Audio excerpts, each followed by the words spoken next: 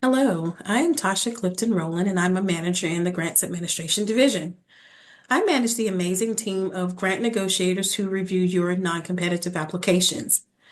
I'm going to begin the conversation talking a little bit about the application review and approval process. Then I will cover amendments. At this point in the process, you have made it through the fun part and done most of the heavy lifting.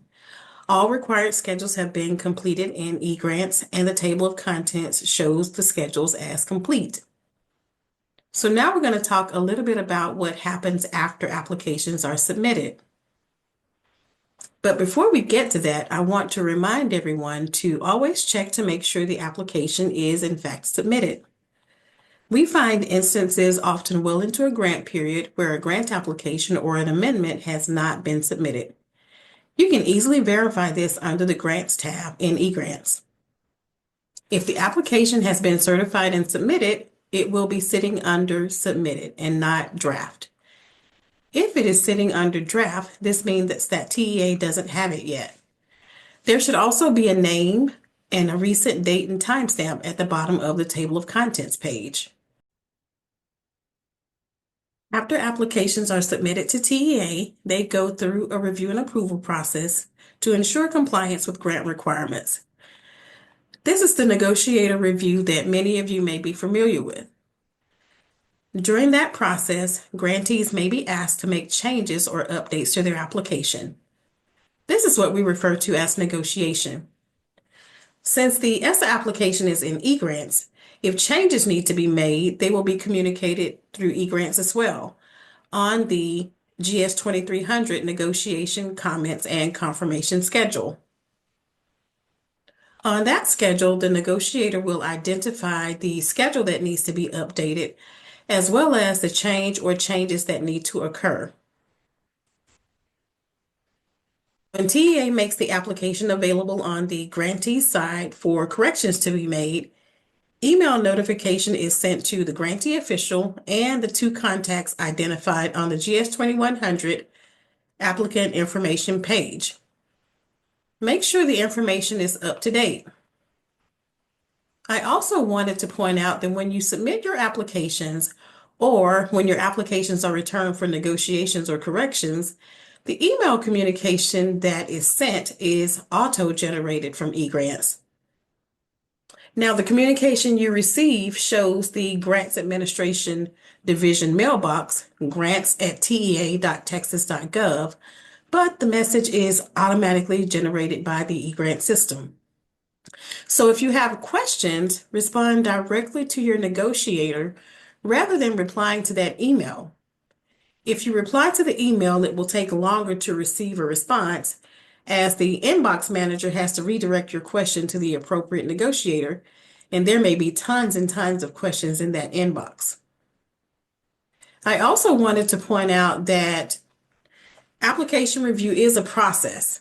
It takes about 30 days on average to move the applications through the review and approval process.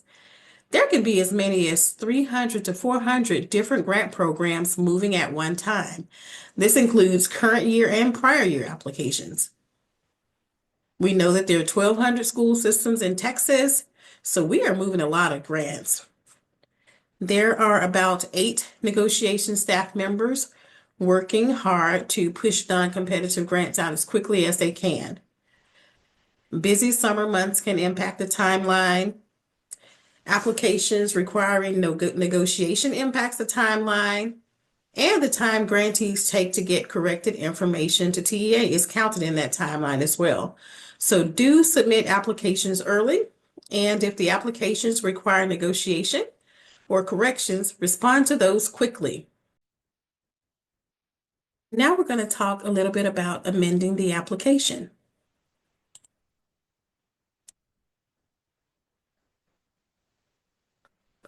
Let's first start by establishing what an amendment is. After a grant is awarded, a grantee may need to make changes to their application. Once they submit a new document, that is when it's considered an amendment. To amend the application, the grantee will go back through eGrants.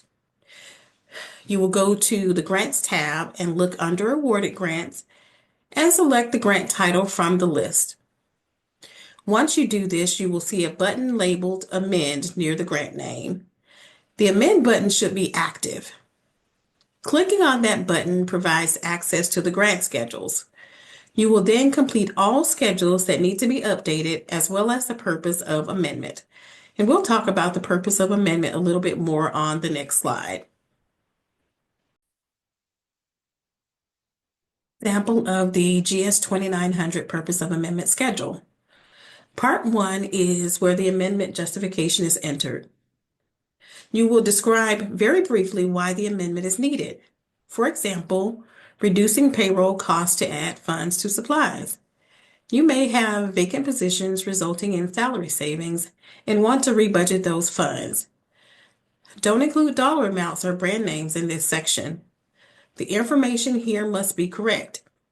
And sometimes grantees will make a change in one part of the application and then forget to come back to this page to update it. And sometimes this is the only reason negotiation is needed. So keep it simple. We don't want to delay the awarding of the amendment for this reason. In Part 2, check the box to confirm understanding of the amendment effective date. And after this, again, you want to make sure that all schedules that need to change have been updated. We do receive amendments from time to time where justifications have been entered, but no changes have been made to the application schedules. Once this is complete, then certify and submit the application. And one more time, go back to that Grants tab just to double check that the amendment is submitted. Now we're going to move on to when to amend the application. Grantees have a little bit of flexibility in terms of when an amendment is required. Some changes may be kept on your books, and other times a formal amendment must be submitted to TEA. We have a document on the Grants Administration Resources page that helps determine when a formal amendment to TEA is needed. It's titled, When to Amend the Application. We will walk through that document a little bit. And here on the screen is the first page. There's a lot of information just on that first page, and I'm going to point out some of the key pieces. The first one is that indirect costs are not required to be budgeted in the grant application to be charged to the grant. Item number 1 states that grantees must have a rate on file from their cognizant agency to charge costs, but the expenditure reporting system, or the ER system as you will hear us most commonly refer to it, will allow grantees to claim indirect costs, whether indirect costs are budgeted or not. So you don't need to submit an amendment only to add or change indirect. On to the second item. The ER system won't allow payments where no funds are budgeted in a class object code. So although supplies and materials do not require specific approval per Edgar, the costs must be budgeted in the grant on the budget summary to be charged. Unfortunately, our cash management fund control team sees this quite a bit where a grantee is requesting reimbursement for a class object code that has no money in it. It's important to make sure that any program or grant staff are communicating with financial staff at your agency throughout the life of the grant just to make sure that the approved budget is aligned with your needs. We recommend that you draw down or request payment for funds frequently to catch some of this early. Don't wait until the end of the grant. The third one is another one that we encounter quite a bit. If negotiators complete budget adjustments on behalf of school systems, amendments are not required unless, based on the rules in this document, the school system determines that a change is needed. Many grantees submit amendments with no changes, and the justification states claiming final amounts and carryover. Again, an amendment is not necessary if we have already budgeted the funds. Now, for ESSA, the grantees usually amend to add the funds. But in the event that we do budget the funds on behalf of school systems, or when they are working on other grants like special educations or Perkins, grants where we typically complete budget adjustments internally, just check to make sure that an amendment is needed. And one final thing that I wanted to point out on this page is the language at the bottom. An amendment is considered to be effective on the date it was received in substantially approvable form.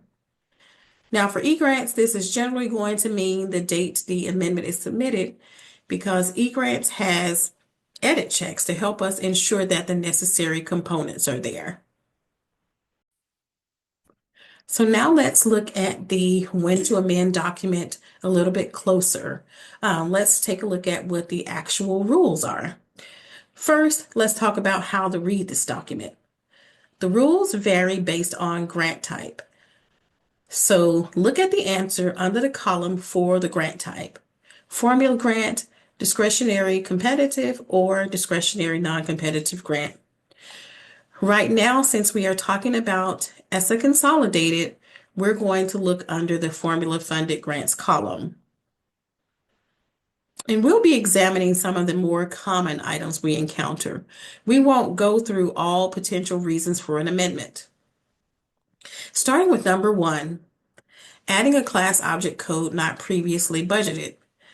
This is pretty standard across the board. An amendment is required, and this is a frequent one.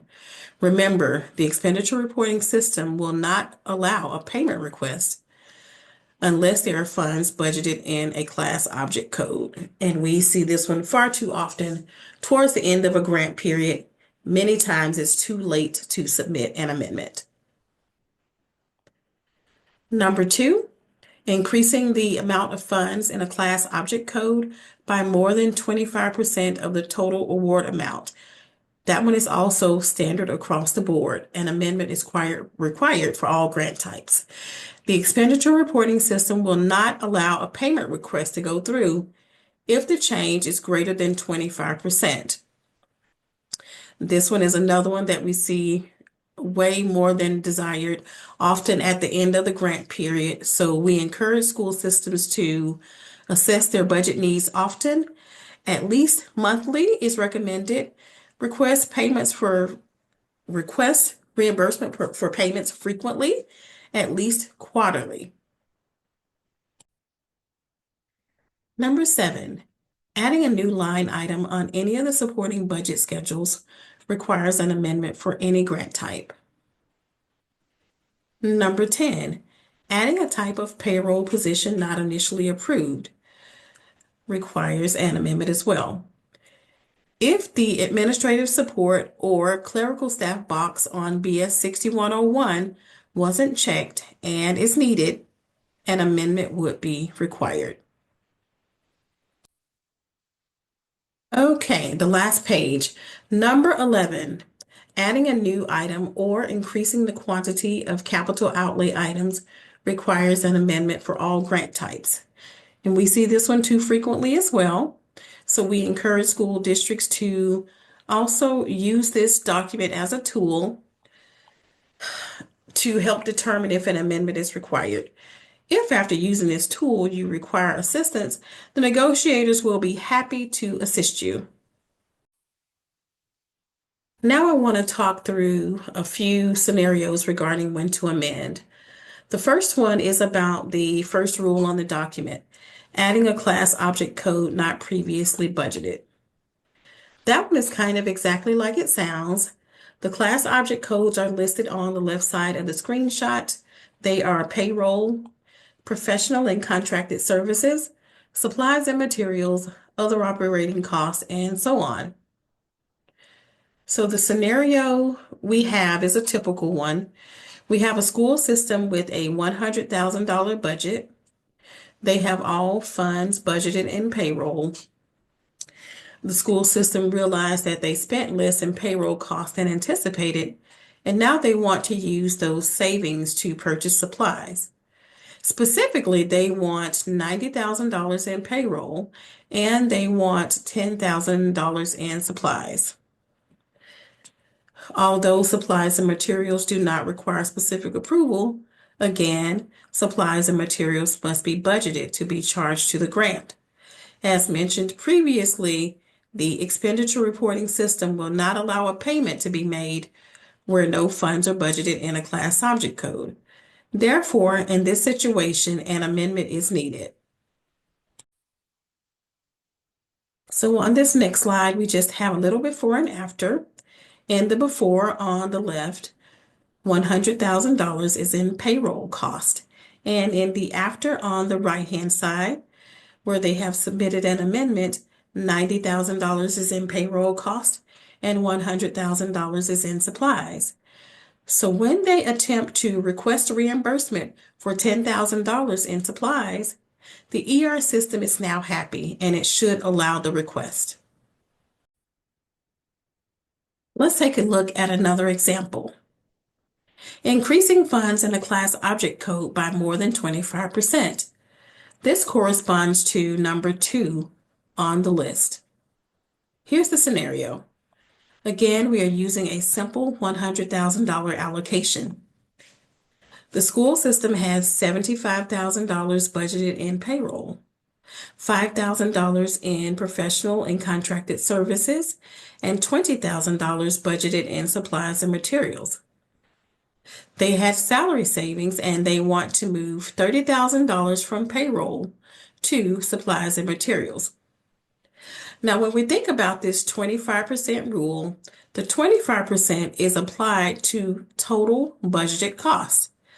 Since their allocation is $100,000 and 25% of $100,000 is $25,000, that is the maximum amount that can be shifted around without the need for an amendment, assuming no other amendment rules are triggered. The table at the bottom of the screen shows us a little bit more of what's happening. So the school system had $75,000 originally budgeted in payroll. Now they only need $45,000. So they removed $30,000 from payroll cost, which is over the $25,000. It also represents a 30% change. Since the overall percentage change based on total budgeted costs is is 30%, sorry, an amendment is needed. We have another similar scenario. A school system has a $100,000 allocation. $75,000 is budgeted in payroll. $5,000 is budgeted in professional and contracted services, and $20,000 is budgeted in supplies and materials. They now need to move $30,000 to supplies and materials from two places. They would like to move $25,000 from payroll and $5,000 from professional and contracted services.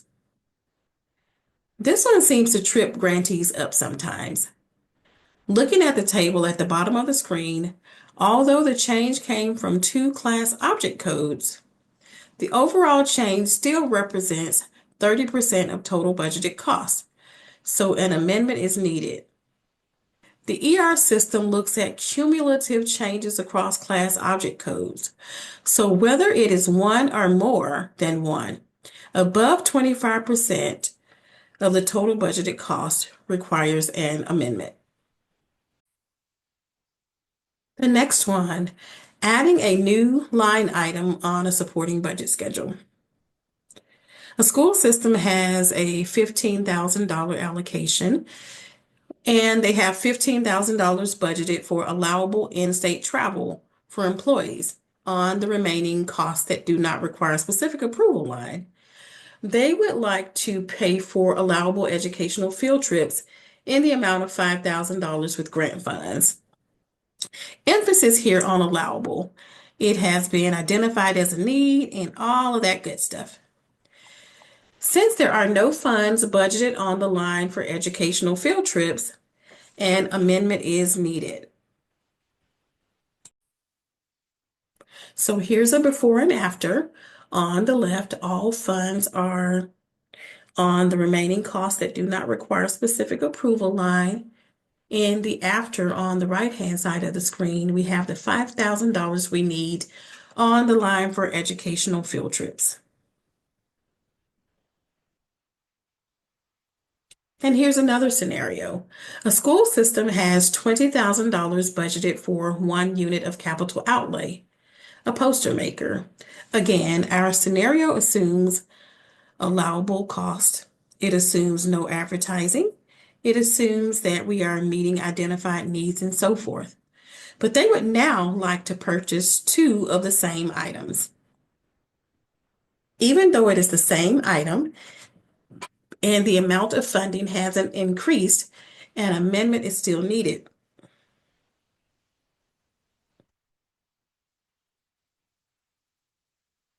Here's the before and after of this scenario. The quantity has now been increased to two, and the auditors will be happy. I have just completed walking through when to amend. Hopefully, this was helpful. We are working on a more comprehensive recorded amendment training to be used as a resource, and we're hoping to have it available after we complete the originals in time for the amendments to start rolling in.